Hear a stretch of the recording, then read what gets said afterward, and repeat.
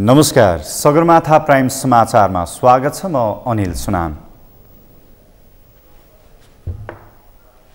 नमस्कार, म अपेक्षा ढुङ्गाना। सगरमाथा प्राइम समाचार सुरु गरौं अहिलेसम्मका मुख्य समाचारबाट। एमाले अध्यक्ष केपी ओलीले राजावादीहरूसँग गठबन्धन गरिरहेको कांग्रेस वरिष्ठ नेता पौडेलको आरोप। अहिलेको राजनीति सही ढङ्गमा अघि बढेको दाबी।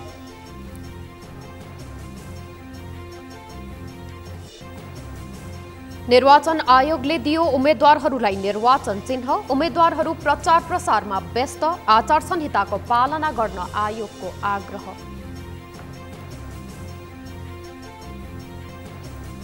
आज वैशाख कृष्ण औँसी, आमाको मुख हेर्ने दिन। आमालाई मिठा मिठा परिकार सहितको उपहार दिएर सम्मान गरी आशीर्वाद थापेर मनाइयो।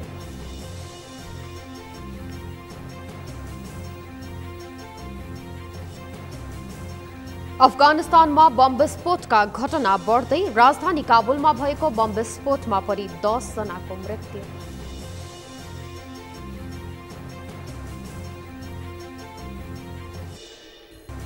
र आगामी जेठ अन्तिम साता तय भएको 9औं राष्ट्रिय खेलकुद प्रतियोगिताको तयारी सुरु। 11वटै जिल्लामा खेलाडी छनौट गर्न जिल्ला खेलकुद समितिलाई निर्देशन।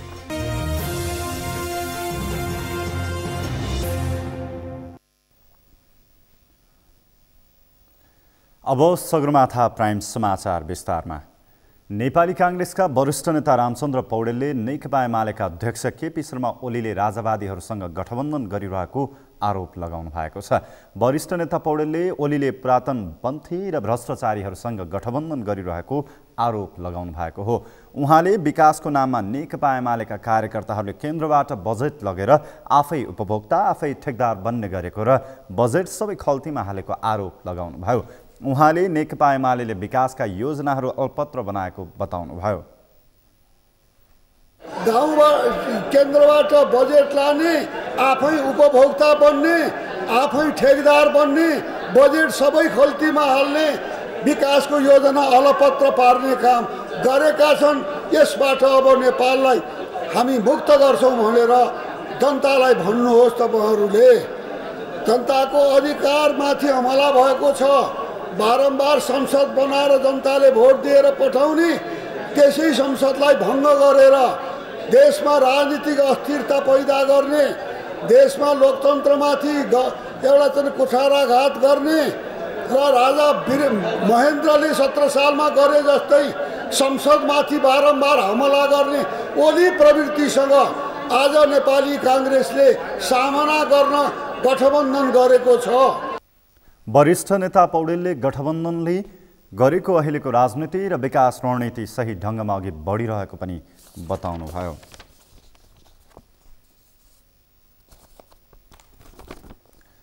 स्थानीय तहको निर्वाचनमा देशको सबैभन्दा बढी मतदाता भएको काठमाडौँ महानगरपालिकाको मत परिणाम कस्तो आउला भन्ने धेरैको चासोको विषय बनेको छ। प्रमुख पार्टी नेकपा एमाले र नेपाली कांग्रेसका लागि काठमाडौँ महानगरपालिका प्रतिष्ठाको विषय बनेको छ। विवेकशील साझासहित अन्य स्वतन्त्र उम्मेद्वारहरूको चर्चा पनि ठूलो पार्टीको भन्दा कम छैन। अमृत ढकालको रिपोर्ट। वैशाख 30 गते हुने स्थानीय तहको निर्वाचनमा देशको सबैभन्दा धेरै मतदाता भएको काठमाडौँ महानगरपालिकाको मत परिणाम कस्तो आउला भन्ने धेरैको चासोको विषय बनेको छ। सबैभन्दा धेरै बजेट भएको महानगर मात्र होइन, संघीय राजधानी भएको शहर समेत भएकाले आम मानिसको चासो काठमाडौँमा छ।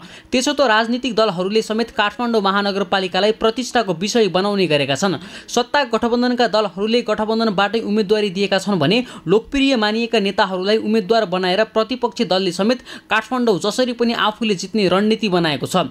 त्यसो त आफूलाई वैकल्पिक शक्ति मान्दै आएको विवेकशील साझादेखि स्वतन्त्र उम्मेदवारी दिएका बालेन शाहको चर्चा पनि कांग्रेस एमालेको भन्दा कम छैन। यसपटकको निर्वाचन जितेर एमालेले ह्याट्रिक गर्ने योजना बनाएको छ। एमालेले आफ्नो विरासत जोगाउनका लागि चर्चित मानिएका केशव स्थापितलाई अघि सारेको छ। भिजन र योजना भएका नेताका रूपमा मानिए पनि पछिल्लो समय स्थापित विवादमा तानिएका छन्। आफूलाई नियोजित रूपमा विवादमा तान्न खोजेको बताउँदै आएका स्थापितले 25 वर्ष अघि नै आफूले काठमाडौँ महानगरपालिकामा उल्लेखनीय काम गरेकाले आफ्नो जित सुनिश्चित भएको दाबी गरेका छन्। नेपाली कांग्रेसको चाहिँ हैन, पहिलादेखि पञ्चायत कालदेखि उहाँहरूको भोटिङ ट्रेन्डमा 45,000 उहाँहरूको स्थायी भोट छ है। यो बिचमा खुस्किन सक्छ, तर 45,000 छ। अहिले चाहिँ पूर्व इलेक्सनमा चाहिँ हाम्रो माओवादी पार्टीको तर्फबाट आएको 7,000, त्यो उतै गयो भने 52,000। अब केही हजार भोट चाहिँ एकीकृत समाजवादीतिर गयो भने त्यो 55,000 होला 58,000 होला। 54 सालमै 84,000 भोट ल्याएको मान्छे के तुलना भयो, अब प्रतिस्पर्धा भयो। त्यसैले यो सक्यो क्या, गेम इज ओभर। तर छाप लाउनुलाई प्रतीक्षा त गर्नु पर्यो। म प्रमाणित नभएको बेला होइन, म यङ बेला खेलकुदमा अलिकति बेला मलाई जनताले विश्वास गरेर 84,600 भोट दिए होइन। जनसङ्ख्या बढाएको छ, मान्छेमा उत्साह छ। यो केशव स्थापितले के गर्छ भनेर मान्छेमा यो सभागृह कसले लिएको? केशव स्थापितले। ऊ त्यहाँ तपाईँ ओभरहेड ब्रिजमा को हो? मै हो। बाटो चौडा गरे को हो? मै हो। सिउँदो रोडमा चाहिँ त्यो अहिले देखेको भकैनाको रुख को हो? मै हो। यो ल्यान्ड पुलिङ भने को हो? जहाँ गयो केशव स्थापित भयो। राजनीतिक विरासत बोकेको परिवारबाट नेपाली काङ्ग्रेसले सिर्जना सिंहलाई अघि सारेको छ। त्यसो त सिर्जना सिंहको विगत हेर्ने हो भने उनको पनि राजनीतिक योगदान नभएको पनि होइन।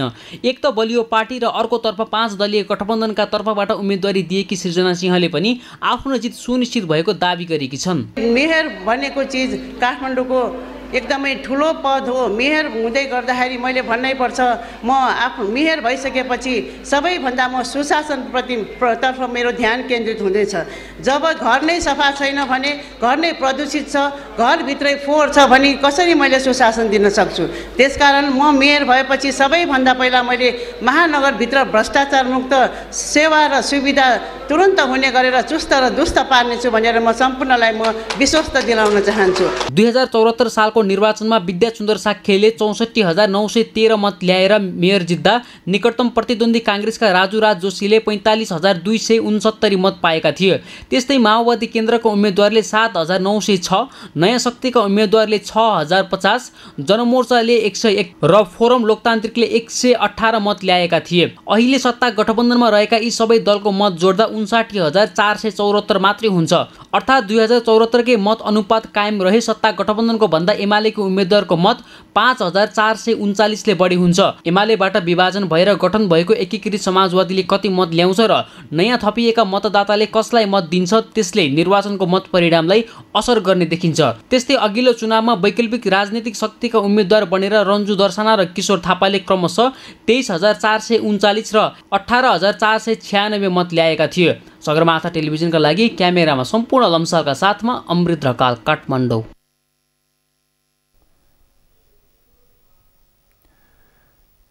वैशाख 30 गते हुने आसन्न स्थानीय निर्वाचनको सवालमा प्रत्यक्ष संवादबाट जानकारी दिनका लागि हामीसँग हाम्रा संवाददाता अमृत ढकाल हुनुहुन्छ।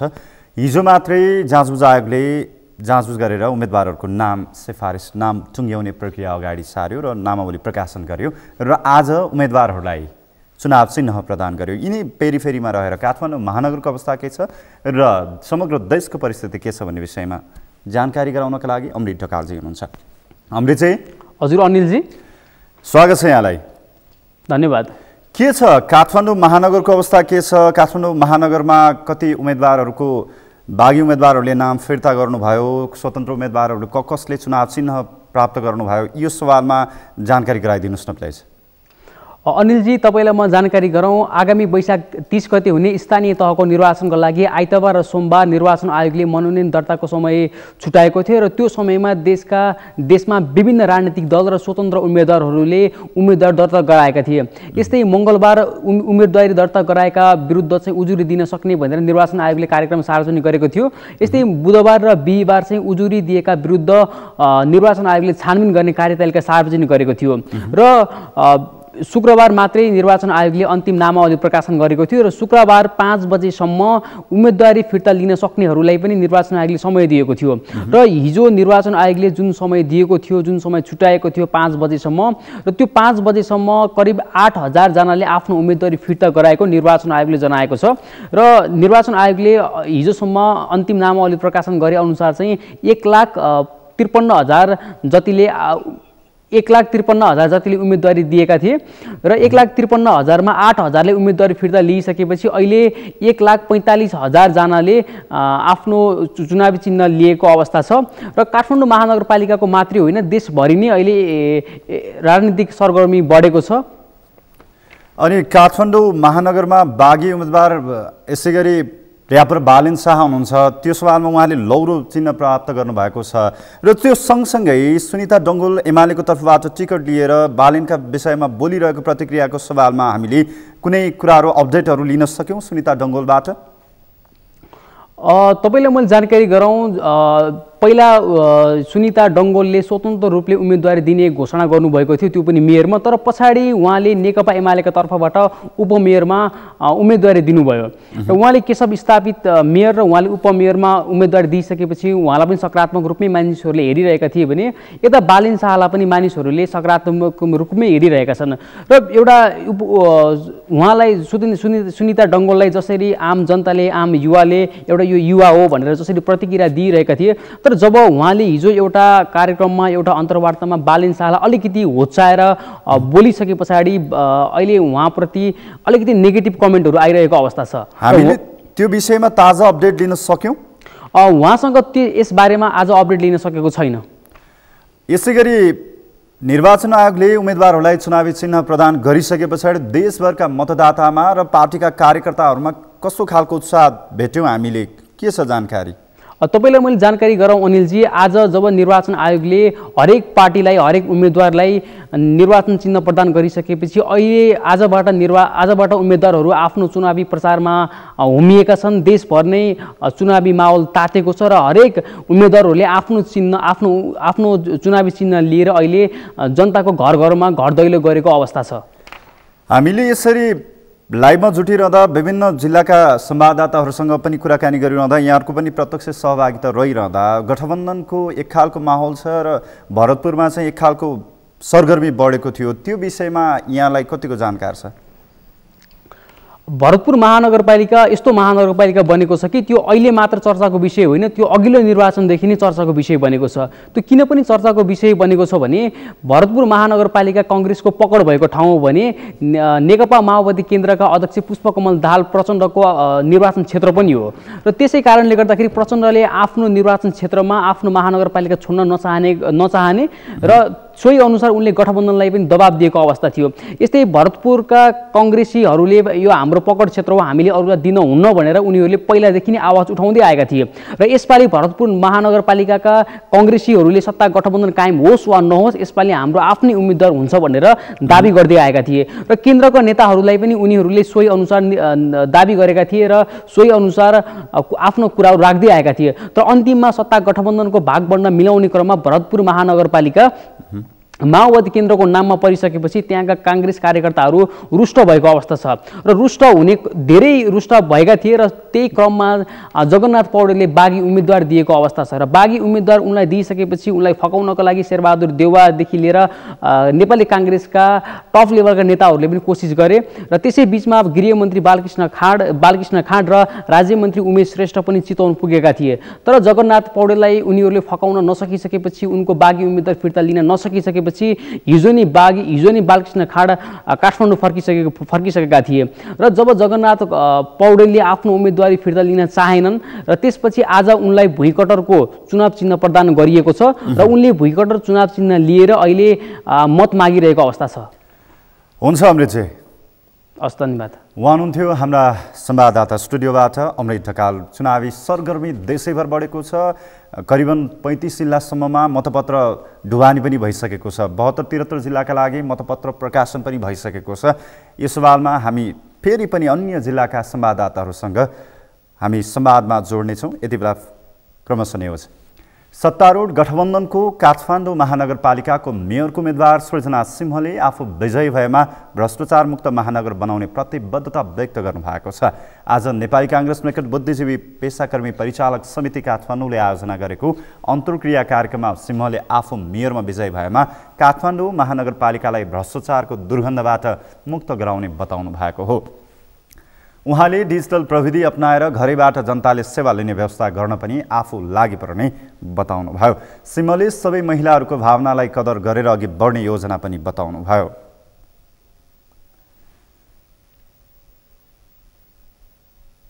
म एउटा महिला, मलाई पार्टीले महिलालाई अगाडि सारेको छ। काठमाडौँ महानगरपालिकामा मैले जितेँ भने म पहिलो महिला मेयर हुँदैछु।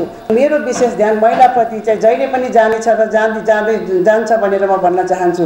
महिलाहरूको कुरा गर्दाखेरि म जहिले पनि महिला सशक्तिकरणको लागि लागिरहेको र महिला हकको लागि लागिरहेको महिला भएको कारणले महिलाहरूप्रति मेरो विशेष लगाव र महिलाहरूको दुःखमा म सधैँ साथ हुनेछु पनि भनेर भन्न चाहन्छु।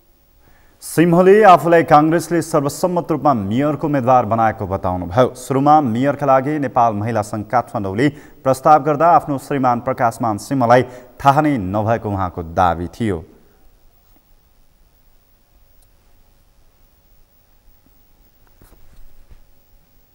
कुरा पनि भएन।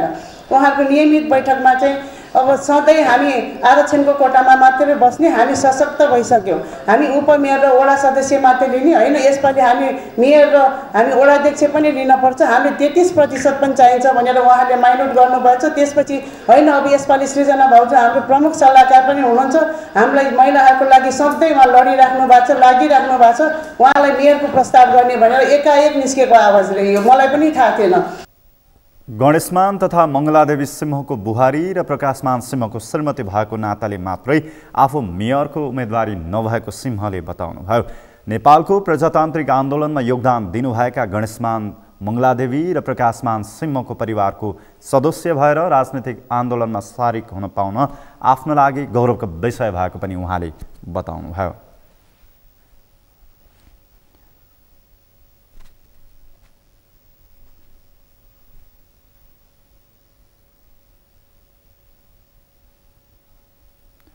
वैशाख 30 गते हुने स्थानीय तहको निर्वाचनका लागि निर्वाचन आयोगले उम्मेद्वारको अन्तिम नामावली प्रकाशन गरिसकेको छ।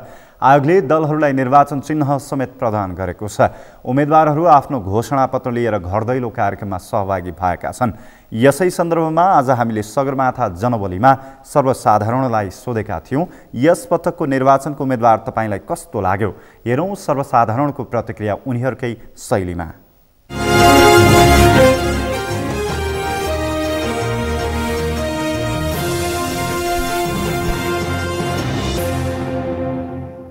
एउटा स्वस्थ प्रतिस्पर्धा र एउटा लोकतन्त्रको यो ठुलो पर्वै हो भन्ने कुरा हामी सबैले बुझ्नै पर्ने कुरा हो हैन।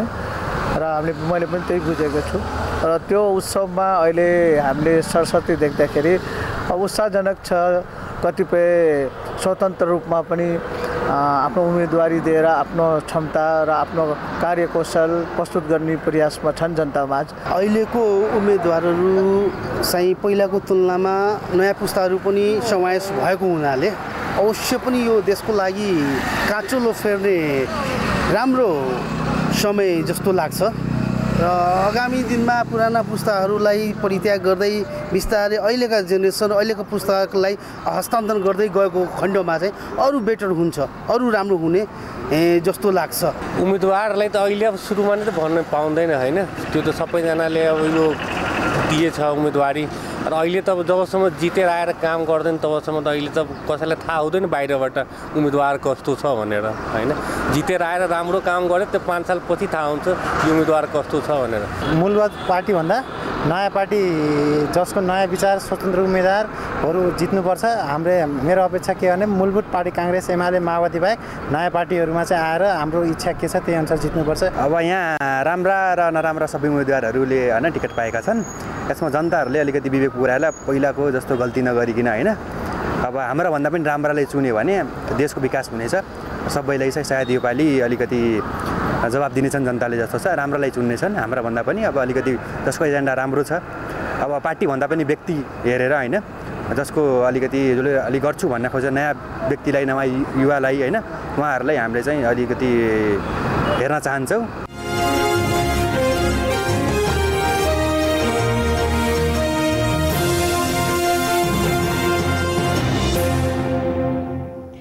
निर्वाचन आयोगले स्थानीय तह निर्वाचनमा करिब 8,000 उम्मेद्वारहरूले आफ्नो उम्मेदवारी फिर्ता लिएको जनाएको छ। निर्वाचन आयोगका प्रवक्ता शालिग्राम शर्मा पौडेलले करिब 1,53,000 उम्मेदवारी परेकोमा करिब 8,000ले फिर्ता लिएको जानकारी दिनुभएको हो। उहाँले अहिले उम्मेद्वारहरूलाई निर्वाचन चिन्ह प्रदान गरिएको जानकारी दिनुभयो।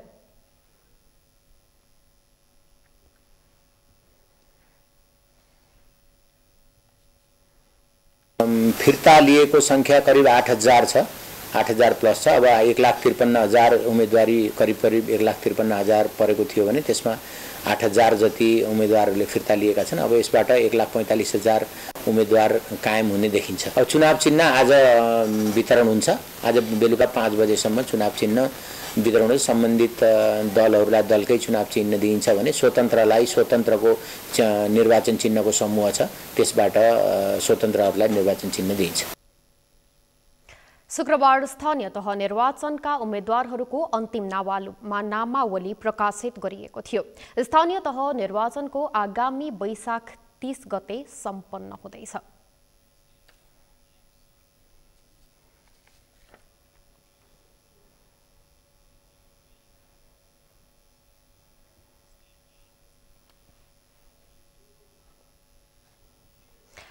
यही वैशाख 30 गते हुन लागेको स्थानीय तहको निर्वाचनको लागि अब 13 दिन बाँकी छ। आज निर्वाचन आयोगले राजनीतिक दल तथा स्वतन्त्र उम्मेद्वारहरूलाई चुनाव चिन्ह पनि प्रदान गरिसकेको छ। स्थानीय निर्वाचनमा 79 राजनीतिक दलले भाग लिइरहेका छन् र यस्तै धेरै संख्यामा स्वतन्त्र उम्मेदवारीहरू पनि रहेका छन्। यही सेरोफेरोमा कुराकानी गर्नका लागि हामीसँग म्याग्दीबाट म्याग्दी सहकर्मी सजिना खड्का हुनुहुन्छ। सजिनाजी, हजुर, म्याग्दीमा हालसम्म चाहिँ डेटा अनुसार 751 जनाले मनोनयन दर्ता गरेकामा 41 जनाले उम्मेदवारी फिर्ता लिनुभएको छ। आफू खुसी सहमतिमा लिनुभएको हो वा डर प्रलोभनमा लिनुभएको हो? त्यो चाहिँ आफ्नै खुसीमै हो लिएको। आफ्नै खुसीमा लिनुभएको हो? हजुर। र अहिले चाहिँ यो उम्मेदवारहरूले त्यहाँ उठ्नु भएको उम्मेदवारहरूले कस्तो इस्युहरू उठाउनु भएको तपाईँले पाउनुभयो? उहाँले यस्तै बुझाएको।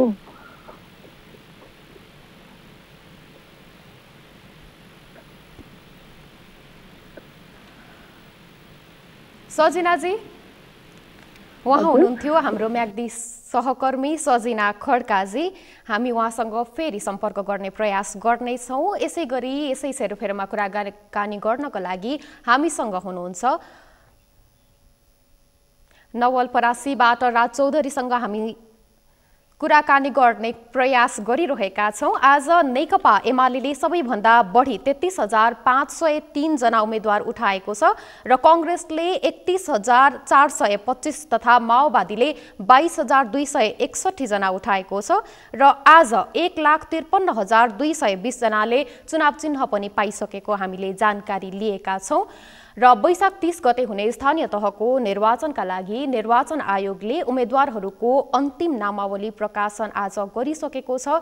आयोगले दलहरूलाई निर्वाचन चिन्ह समेत आज प्रदान गरिसकेको छ। उम्मेदवारहरू आफ्ना घोषणा पत्र लिएर घर दैलो कार्यक्रममा सहभागी भइरहेका छन्। यसै विषयमा कुराकानी गर्नका लागि हामीसँग कुराकानी गर्नका लागि हाम्रा संवाददाताहरूसँग हामी कोसिस गरिरहेका छौँ।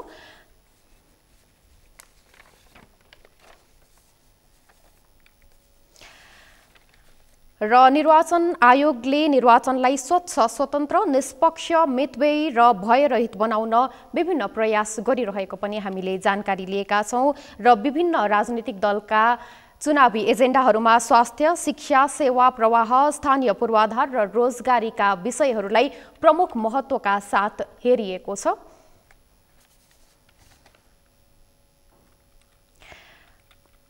सगरमाथा समाचारमा पालो भएको छ विश्रामपछि।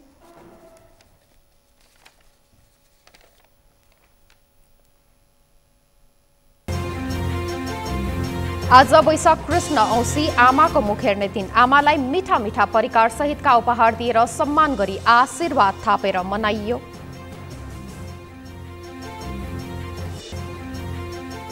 अफगानिस्तानमा बम विस्फोटका घटना बढ्दै। राजधानी काबुलमा भएको बम विस्फोटमा परि 10 जनाको मृत्यु।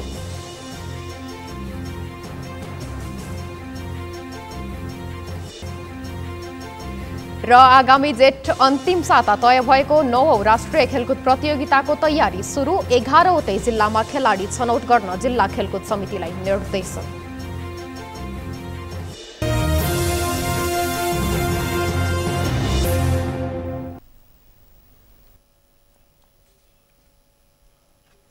विश्रामपछि सगरमाथा प्राइम समाचारमा पुनः स्वागत छ। अब बाँकी समाचार। यही वैशाख 30 गते हुन लागेको स्थानीय तहको निर्वाचनका लागि रोल्पामा के कस्तो तयारी भइरहेको छ, यसै विषयमा कुराकानी गर्नका लागि हामीसँग रोल्पा सहकर्मी भरत नेपाली हुनुहुन्छ। भरतजी, रोल्पामा अहिले चुनावी माहौल के कस्तो छ, समग्रमा सुनाइदिनुहोस् न। अहिले खास गरी रोल्पामा चुनावी माहौल एकदम प्रतिस्पर्धी अवस्थामा देखिन्छ। खास गरी हिजोसम्म निर्वाचन आयोगले भनेको जुन नामावली फिर्ता लिने जुन अवस्था थियो र यसै गर्दा हेर्दै गर्दा रोल्पामा हिजोसम्म झन्डै 17 जना अध्यक्ष उपाध्यक्ष त्यसै गरी 114 जना अन्य गरी उहाँले गरी 100 टोटल झन्डै 114 जनाले माओवादी उम्मेदवारी फिर्ता लिनु भएको अवस्था छ भने सरस्वती हेर्दै गर्दा रोल्पामा अहिले झन्डै 10 स्थानीय तह रहेका छन्। विशेष गरी 10 स्थानीय तह मध्येमा अहिले 1164 जना उम्मेदवारहरू मैदानमा आइसक्नु भएको छ। जुन निर्वाचन आयोगले अन्तिम माओवादी सार्वजनिक गरेको थियो सो अनुसार चाहिँ अहिले 1165 जना मैदानमा रहेका छन्, चुनावी मैदानमा रहेका छन् र त्यसमा चाहिँ 32 जना चाहिँ स्वतन्त्र उम्मेदवार विभिन्न पदमा, विशेष गरी वडा गाउँपालिका अध्यक्ष उपाध्यक्ष अनि यसै गरी वडा तहमा वडाध्यक्ष सदस्य लगायत गरी 32 जना चाहिँ स्वतन्त्र उम्मेदवार चाहिँ मैदानमा रहेका छन्। यसो हेर्दा चाहिँ अब खास गरी हुनलाई 2074 सालको स्थानीय तहको चुनाव भन्दा जुन खालको त्यति बेला जुन खालको स्थानीय जनताहरूले अपेक्षा गरेका थिए, रोल्पाली जनताहरूले अपेक्षा गरेका थिए, त्योभन्दा अलिक फरक त धेरै माहौल त पार्टीको छैन। त्यही पनि अबका दिनहरू अब थोरै समय छ निर्वाचन हुन, वैशाख 30 गते आउन नजिक छ। जसले गर्दामा चाहिँ अब बिस्तारै नेताहरू जुन पार्टीहरू जनताहरूको माझ चाहिँ जाने क्रम जारी रहेछ, घर दैलोमा पुग्ने क्रम जारी रहेको अवस्था छ। अध्यक्षजी, माओवादी रोल्पामा चाहिँ माओवादी केन्द्रलाई हराउन अरू सबै मोर्चाहरू लागिरहेको भनेर हामीले थाहा पायौँ। थवाङमा पनि माओवादी केन्द्रका उम्मेद्वार ऋषि केशव बुढालाई हराउन स्वतन्त्र उम्मेद्वार दर्जित रोकालाई काङ्ग्रेस, एमाले र नेकपा लगायत दलहरूले साथ दिएका छन् भनेर भनिन्छ। त्यस्तै सुनसहरीमा पनि माओवादी केन्द्रका उम्मेद्वार धनबहादुर पुनलाई हराउन काङ्ग्रेस, एमाले र नेकपाले स्वतन्त्र उम्मेद्वार पुष्टमान घरतीलाई अघि सारेको छन् भनिन्छ। के छ यसको विषयमा जानकारी गराउनुहोस्। अब रोल्पामा हुनलाई सङ्घीय सरकार जुन सङ्घ प्रदेश हुँदै तल्प स्थानीय तहमा जुन खालको नेपाली काङ्ग्रेस र नेकपा माओवादी लगायत 5 दलहरूको गठबन्धन रहेको छ। लुम्बिनी प्रदेशको 12वटा जिल्लामध्ये हालसम्म 9वटा जिल्लामा काङ्ग्रेस, माओवादी केन्द्र लगायतका दलहरूसँग गठबन्धन भइरहेको अवस्था छ भने लुम्बिनी प्रदेशको 3वटा जिल्ला रोल्पा, बर्दिया र पूर्वी रुकुममा माओवादी केन्द्र र काङ्ग्रेस गठबन्धन भएको छैन। यद्यपि यहाँका राजनीतिक दलहरूले आफ्नो खालको टिका टिप्पणी गरेका छन्। रोल्पाको 10 स्थानीय तहमा योभन्दा पहिले 2074 सालको निर्वाचनमा माओवादी केन्द्रले 7 स्थानीय तह जितेको थियो र नेपाली काङ्ग्रेसले अहिले हामीलाई आधार हुनुपर्दछ र 5वटा स्थानीय तह हाम्रै हुनुपर्दछ र 72 वडामध्ये 36 वडा हाम्रै हुनुपर्दछ भन्ने जुन दाबीदार माग राखिसकेपछि त्यो चाहिँ माओवादी सम्भव नहुने भनिसकेपछि यो गठबन्धन नेपाली काङ्ग्रेसले तोड्न पुगेको भनेर नेकपा माओवादी केन्द्रका नेताजीहरूले त्यो जुन खालको प्रतिक्रिया दिइरहनु भएको छ। र हजुरले भने चाहिँ खास गरी रोल्पाको थवाङ गाउँपालिका धेरैको पासो जनयुद्धको रूपमा रहेको पनि थवाङ गाउँपालिका हो र त्यहाँ चाहिँ अहिले माओवादी केन्द्रलाई एक्लै रहेको अवस्था देखिन्छ। खास गरी त्यहाँ नेपाली काङ्ग्रेस, नेकपा एमाले र स्वतन्त्र भन्दा विशेष गरी नेकपा विप्लव समूहले चाहिँ माओवादी केन्द्रलाई चाहिँ परास्त गर्नको निम्ति गठबन्धन गरेको देखिन्छ भने त्यसै गरी सुनसरी गाउँपालिकामा पनि माओवादीकै उम्मेदवार धनबहादुरले हराउनको निमित्त। भरतजी, यो फरक पार्टीको चाहिँ फरक एजेन्डा छन् कि एजेन्डाहरू सेम छन्? अझ विशेष त भनौँ स्वास्थ्य, शिक्षा, सेवा प्रवाह, स्थानीय पूर्वाधार र रोजगारीका लागि के कस्तो प्रतिबद्धता उनीहरूले व्यक्त गरेका छन्? हजुर, उहाँ हुनुहुन्थ्यो हाम्रा रोल्पा सहकर्मी भरत नेपाली। सगरमाथा प्राइम समाचारमा अब बाँकी समाचार। स्थानीय निर्वाचन नजिकैसँगै राजनीतिक दलहरू चुनावी प्रचार प्रसारमा होमिएका छन्। पार्टीका कार्यकर्ता तथा उम्मेद्वारका समर्थकहरूले विभिन्न कार्यक्रम मार्फत मतदाता फकाउन कसिएका छन्। दल तथा उम्मेद्वारहरूले चुनावी घोषणापत्र सहित प्रचार प्रसारलाई तीव्रता दिएका छन्। तर निर्वाचन आयोगले लगाएको आचार संहिताका कारण यसपटकको चुनावमा निर्वाचन सामग्री उत्पादक तथा उत्पादक व्यवसायमा गिरावट आएको छ। प्रिन्स मिश्रको रिपोर्ट। राजनीतिक दलहरू चुनावी प्रचार प्रसारमा होमिएका छन्। पार्टीको कार्यकर्ता तथा उम्मेद्वारका समर्थकहरूले विभिन्न कार्यक्रम मार्फत मतदाता फकाउन कसिएका छन्। दल तथा उम्मेद्वारहरूले चुनावी घोषणापत्रसहित प्रचार प्रसारलाई तीव्रता दिएका छन्। निर्वाचन अवधिमा प्रयोग हुने पार्टीको झण्डा, ब्यानर लगायतका सामग्री चुनावी प्रचार प्रसारमा सबैभन्दा बढी प्रयोगमा देखिने सामग्री हुन्। निर्वाचनमा विभिन्न दलहरूले आफ्ना पार्टीका ब्यानर र झण्डाको प्रयोग गर्दै सडकमा चुनावी प्रचार प्रसारलाई तीव्र पार्ने गर्दछन्, जसका कारण निर्वाचन ताकाको समयमा पार्टीको झण्डा र ब्यानर जस्ता सामग्रीको उत्पादन तथा निर्माणमा व्यवसायलाई दौडधोप हुने गर्दछ।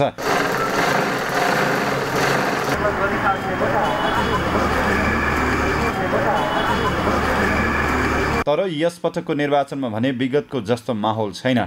निर्वाचन आयोगले प्रचार प्रसारमा लगाएको आचार संहिताका कारण आर्ट तथा प्रिन्ट व्यवसायहरूले सन्तोषजनक व्यापार गर्न नपाएका व्यवसायीहरूले बताएका छन्। केही दिनदेखि व्यापारमा चटारो बढे पनि विगतको जस्तो उत्साह नरहेको उनीहरूले बताएका छन्।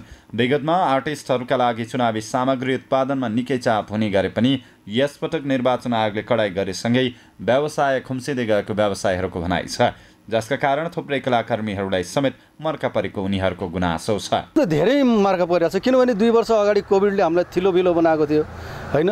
त्यसबाट अलिकति उत्साह भनेर चाहिँ अब यो चुनाव आउँदैछ, केही काम होला भन्ने थियो। त्यसमा पनि अहिले चाहिँ फेरि निर्वाचन आयोगको एउटा चाहिँ बन्देजले गरेर छ नि, त्यसले पनि अलिकति निराशाजनक भएको छौँ हामी। निर्वाचन आयोगले हामी जस्ता तपाईँको हाम्रो गरी खाने तपाईँको हाम्रो वर्गहरूलाई चाहिँ बन्देज तपाईँको लगाएको जस्तो लाग्यो।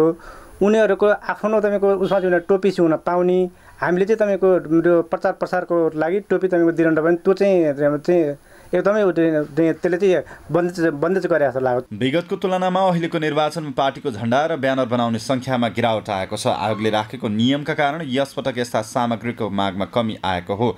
अघिल्लो चुनावमा आफूहरूलाई 1 महिना अगाडिबाटै चुनावी सामग्री उत्पादनमा चाप बढ्ने भए पनि यस वर्ष निराशजनक अवस्था रहेको व्यवसायीहरूको भनाइ छ। अब अहिलेको सिस्टममा त हेर्नु, अब यो प्रचारको माध्यम चाहिँ विगतमा चाहिँ धेरै नै हुन्थ्यो र भोलम्मै काम हुन्थ्यो भने अहिले यसपालि चाहिँ त्यसको 10% पनि काम भएको छैन। किन भन्नुहुन्छ भने अब पहिला अब सबै चिजहरू राख्न पाइन्थ्यो, तर अहिले राख्न नपाएको भएर चाहिँ अलि भोलममा चाहिँ कमै छ काम। अघिल्लो चुनावमा तपाईँको टोपी र टी सर्ट एकदम व्यापक रूपमा गएको थियो भने अहिले पुरै ब्यान्ड गरिसकेपछि तपाईँको झण्डा अब झण्डाबाट मात्र त हाम्रो त्यति मार्जिनै बस्दैन। 5 वर्षअघि स्थानीय तहको चुनावमा जुन उत्साह थियो अहिले त्यो उत्साह नभएको व्यवसायीहरूको भनाइ छ। निर्वाचन आयोगको नियम सँगसँगै आयातित कपडा र रङमा बढेका मूल्यले समेत व्यवसायीलाई व्यवसायमा सकस बनाएको छ। अहिले विभिन्न डिजिटल मिडिया तथा सोसल मिडिया मार्फत हुने प्रचारले पनि कलाकारको व्यापार घटेको मात्रै छैन, धेरै आर्टिस्ट कामविहीन बनेको उनीहरूको गुनासो छ। कलाकारको हिसाबले यो रोजीरोटीको हिसाबले चाहिँ के भनिन्छ भने निर्वाचन आयोगमा पनि बुद्धिजीवीको सर्कलका सरहरू हुनुहुन्छ होला, तर उहाँहरूले चाहिँ एउटा चाहिँ जुन कलाकारहरूको लागि जुन विगतमा जुन कामहरू हुन्थ्यो त्यसलाई चाहिँ विदेश पठाउने होइन कि स्वदेशमै रोजगार दिन्छु भन्ने सरकारको जुन नीति छ त्यसलाई पनि अलिकति ध्यान दिनुपर्छ जस्तो महसुस लागेको छ। टी सर्ट तपाईँको ब्यान गरेको छ, टोपी ब्यान गरेको छ, त्यो कारणले हामी जस्तो तपाईँको त्यो प्रेसलाई नै यो पुरै तपाईँको विज्ञापन नगर भनेर पार्टीहरूलाई भन्नु पर्यो, अनि गर्ने पनि भएदेखि सबै चिज तपाईँको खुल्ला गर्नु पर्यो। चुनावी प्रचार प्रसारमा निर्वाचन आयोगले लगाएको नियमले फजुल खर्चलाई नियन्त्रण गर्न कोसिस गरेको छ भने थुप्रै व्यवसायीहरूको व्यापारमा गिरावट आएको छ। सगरमाथा टेलिभिजनका लागि क्यामेरामा सम्पूर्ण लम्सालको साथमा प्रिन्स मिश्रको रिपोर्ट। आज वैशाख कृष्ण औँसीका दिन आमालाई मिष्टान्न भोजन तथा उपहार दिएर मनाइएको छ। आज बिहान उठेर नबोली स्नान गरेमा यो लोकमा सुख शान्ति र परलोकमा सद्गति पाइने हिन्दू धर्मशास्त्रमा उल्लेख गरिएको छ। शास्त्रमा उपाध्याय, पण्डित, आचार्य र पिताभन्दा पनि ठूली मानिएकी आमाप्रति श्रद्धा, भक्ति, सम्मान र आदर गर्ने तथा उनबाट शुभ आशीर्वाद लिने दिनका रूपमा लिइन्छ। वैशाख कृष्ण पक्ष औँसीका दिनलाई हिन्दू नेपालीहरूले माता तीर्थ औँसी अर्थात् मातृ औँसीका रूपमा समेत मनाएका छन्। आमा नभएकाहरूले भने आमालाई तर्पण र पिण्ड सहित श्राद्ध तथा पुरोहितलाई सीधा दान सहित भोजन गराई दिवंगत आमा र उनले गरेका महान एवं कष्टकर कामहरूको स्मरण गर्ने गर्दछन्।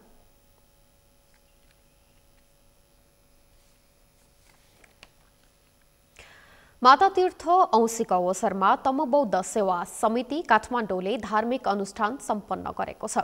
माता तीर्थ औँसी अर्थात् आमाको मुख हेर्ने दिनको अवसरमा तमबौद्ध सेवा समितिले धार्मिक अनुष्ठानको आयोजना गरेको हो। महायानी बौद्ध धर्म परम्परा अनुसार दिवंगत आमाहरूको सम्झनामा काठमाडौँको अनामनगर स्थित समितिको प्राङ्गणमा धार्मिक अनुष्ठानको आयोजना गरिएको हो। विशेष गरेर हाम्रो वार्षिक चाहिँ नि माता तीर्थ भन्छ, विशेष गरेर हाम्रो आमाहरूको स्मरण गरेर चाहिँ नि आजको कार्यक्रम गरेको हो। उहाँहरूको चाहिँ नि कामनाको लागि यो पूजा गरेको आज। सबै आमाहरूलाई दिरागी अब अहिले उपस्थित वर्तमान अवस्थामा हुनुभएको आमाहरू सबै सुस्वास्थ्य दीर्घायु रहन् भन्ने र दिवंगत भइसकेको चाहिँ आमाहरू चाहिँ नि उहाँहरूको नाममा चाहिँ श्रद्धासुमन अर्पण गर्ने हो। उहाँहरूको गुण हामीलाई जन्म दियो, लालन पालन गर्नुभयो, हामीलाई यति ठुलो चाहिँ जति पनि आफ्नो जीवनको चाहिँ जति पनि श्रेय छ त्यसको गुणहरू छ त्यो सबै उहाँकोबाट चाहिँ प्राप्त गर्ने कारणले गर्दाखेरि उहाँको गुणलाई सम्झेर चाहिँ नि यो कार्यक्रम गर्नुपर्ने हो। अनुष्ठानका क्रममा सहभागीहरूले दिवंगत आमाहरूको चिर शान्तिको कामना तथा जीवित आमाहरूको सुस्वास्थ्य तथा दीर्घ जीवनको कामना गर्दै बत्ती बाल्ने, सोर चढाउने र पाठ गरेका थिए। महायानी बौद्ध धर्म परम्परा अनुसार दिवंगत आत्माको चिर शान्तिको कामना गर्दै विभिन्न खाद्य परिकार सहित हवनमा सोर चढाएर बत्ती बाल्ने प्रचलन रहेको छ। माता तीर्थ औँसीकै पुण्य तिथि पारेर इन्जिनियर नारायण बहादुर गुरुङ र ममता गुरुङको आर्थिक सहयोगमा निर्मित पार्किङ स्थलको उद्घाटन समेत गरिएको छ। आमाहरूको लागि आजको दिन शुभ रोस् भन्ने चाहिँ मेरो कामना छ। त्यसै जन्मदिनी आमाहरूको सम्झना गर्ने हो, किनभने आमा हाम्रो लागि भगवान तुल्य हो र आमाहरूको सम्झना हाम्रो लागि गरिरहनु, किनभने आमाहरूले हामी जे छौँ जे भएर आमाहरूले नगर्नु भएको भए, उहाँले दुःख नगर्नु भएको भए हामी हुँदैन। त्यस कारणले उहाँहरूप्रति कृतज्ञता प्रकट गर्नु हो। इन्जिनियर गुरुङ दम्पतिले पिता स्वर्गीय शेरबहादुर गुरुङ तथा आमाहरू स्वर्गीय जगनसुब्बा गुरुङ र दुर्गादेवी गुरुङको पुण्य स्मृतिमा पार्किङ स्थलको निर्माणका लागि 5 लाख रुपैयाँ आर्थिक सहयोग गर्नुभएको हो। पार्किङ स्थल 6 लाख रुपैयाँको लागतमा निर्माण सम्पन्न भएको तमबौद्ध सेवा समितिका अध्यक्ष ध्रुव बहादुर गुरुङले जानकारी दिनुभयो।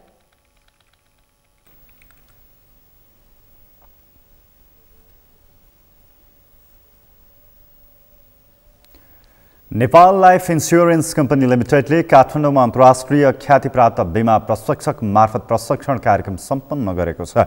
इन्स्योरेन्स कम्पनीले motivational session with Sonu Sharma कार्यक्रम भव्यताका साथ सम्पन्न गरेको हो। उक्त कार्यक्रममा देशभरका 1345 सक्रिय अभिकर्ताहरूको सहभागिता रहेको थियो। सोही कार्यक्रममा नेपाल लाइफ इन्स्योरेन्सका वरिष्ठ न्याय प्रमुख कार्यकारी अधिकृत प्रवीण रमण प्राजुलीले कम्पनीका अभिकर्ताहरूले नै नेपाल लाइफलाई सर्वाधिक विश्वासिलो बनाउन मुख्य भूमिका निभाएको भन्दै अभिकर्ताहरूको प्रशंसा गर्नुभएको छ। उहाँले अभिकर्ताहरूको क्षमता वृद्धि, उत्प्रेरणा जगाउन तथा व्यवसाय वृद्धि गर्न बीमा क्षेत्रको विज्ञसँग मोटिभेसनल सेसन गरेको र आगामी दिनमा पनि यस्ता प्रशिक्षणहरूलाई निरन्तरता दिने बताउनुभयो।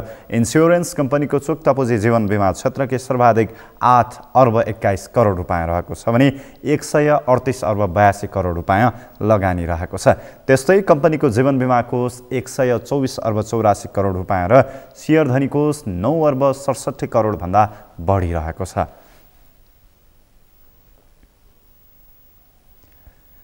सगरमाथा प्राइम समाचारमा पालो भएको छ विश्रामको। विश्रामपछि अफगानिस्तानमा बम विस्फोटको घटना बढ्दै, राजधानी काबुलमा भएको बम विस्फोटमा परि 10 जनाको मृत्यु।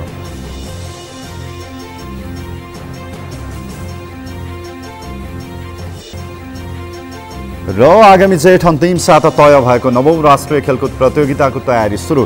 11वटै जिल्लामा खेलाडी छनौट गर्न जिल्ला खेलकुद समितिलाई निर्देशन।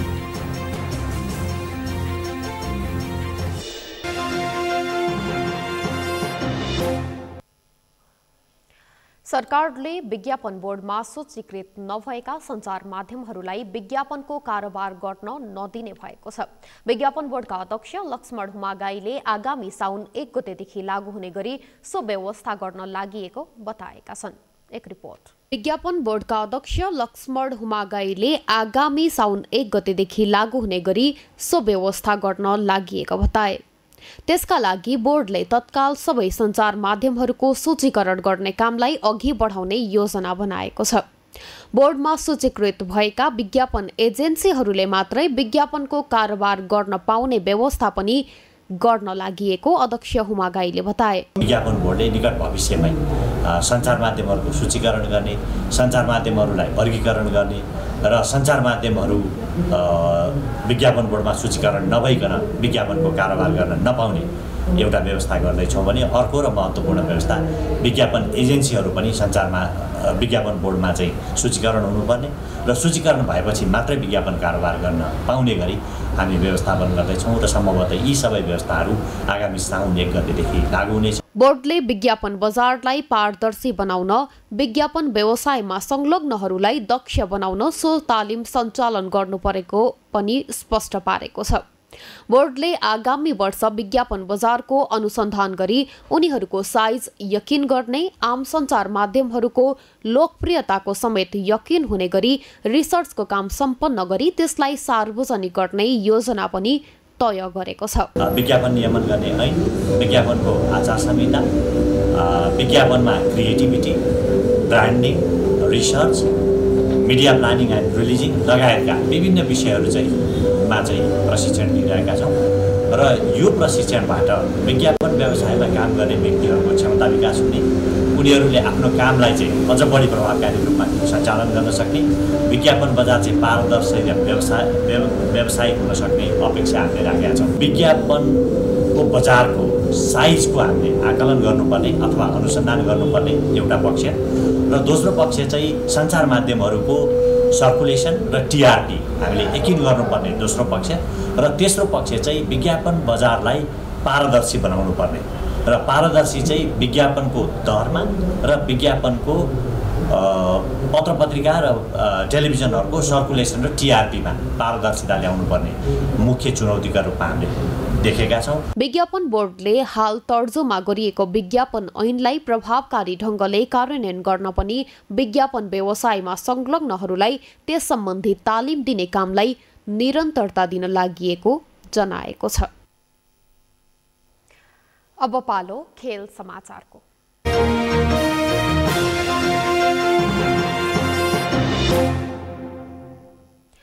गण्डकी प्रदेशमा आगामी जेठ अन्तिम साता तय भएको 9औं राष्ट्रिय खेलकुद प्रतियोगिताको तयारी सुरु भएको छ। आयोजक प्रदेश गण्डकीले प्रतियोगिताका लागि आवश्यक तयारी सुरु गरिएको जनाएको छ। प्रतियोगिताको मिति नजिकिएसँगै गण्डकी प्रदेश खेलकुद परिषदले 11वटै जिल्लामा खेलाडी छनौट सुरु गर्न जिल्ला खेलकुद समितिलाई निर्देशन दिएको छ। प्रदेश खेलकुद परिषदका सदस्य सचिव तेज बहादुर गुरुङले पहिलो चरणमा जिल्ला छनौटको तयारी सुरु गर्न जिल्ला खेलकुद समितिहरूलाई सूचना पठाइएको बताएका छन्। उनका अनुसार जिल्ला छनौट सम्पन्न भएपछि प्रदेशको टोली तयार गरिनेछ। जिल्लाबाट छनौट भएर खेलाडीको नामावली आइसकेपछि प्रदेश स्तरीय छनौट खेल सञ्चालन हुने र छनौट भएकाका लागि बन्द प्रशिक्षण सुरु गरिने परिषदले जनाएको छ। राष्ट्रिय खेलकुद गण्डकी प्रदेशको गौरवको कार्यक्रम र खेलाडीका लागि महाकुम्भ भनिएको 9औं राष्ट्रिय खेलकुद प्रतियोगितालाई भव्य रूपमा सञ्चालन गर्न छोटो समयमा धेरै काम गर्नुपर्ने अवस्था रहेको गुरुङले बताए। प्रतियोगितामा 36 खेल हुने राष्ट्रिय खेलकुद परिषदले यसअघि नै निर्णय गरिसकेको छ। यसपटक प्रदर्शनीका रूपमा केही खेलहरू समावेश गरिने भएको छ।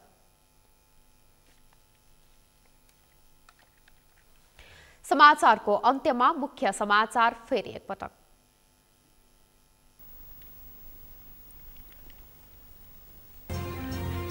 एमाले अध्यक्ष केपी ओलीले राजावादीहरूसँग गठबन्धन गरिरहेको काङ्ग्रेस वरिष्ठ नेता पौडेलको आरोप। अहिलेको राजनीति सही ढङ्गमा अघि बढेको दावी।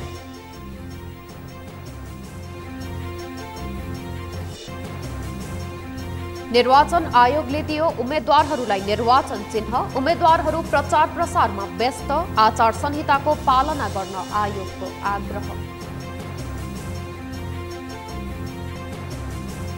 आज वैशाख कृष्ण औँसे आमाको मुख हेर्ने दिन। आमालाई मिठा मिठा परिकार सहितका उपहार दिएर सम्मान गरी आशीर्वाद थापेर मनाइयो।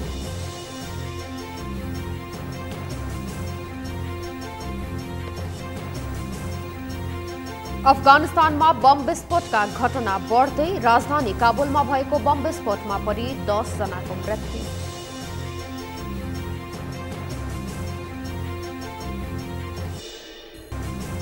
र आगामी जेठ 3 साता तय भएको नवौं राष्ट्रिय खेलकुद प्रतियोगिताको तयारी सुरु।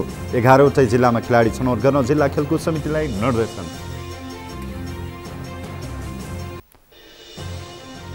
हवस् त सगरमाथा प्राइम समाचार अहिलेलाई सकियो। तपाईँ समाचार बुलेटिनका साथै सगरमाथा टेलिभिजनका सम्पूर्ण कार्यक्रम www.sagarmatha.tv मा पनि पढ्न र हेर्न सक्नुहुनेछ। साथै युट्युबमा youtube.com/sagarmatha.tv नेपालमा हेर्न सक्नुहुनेछ। साथै तपाईँ हामीलाई फेसबुकमा पनि facebook.com/yastv नेपालमा फलो गर्न सक्नुहुनेछ। समाचारको शिखर, नेपालको गौरव, नेपालको पहिलो न्युज च्यानल सगरमाथा टेलिभिजन हेर्दै गर्नुहोला। नमस्कार। नमस्कार।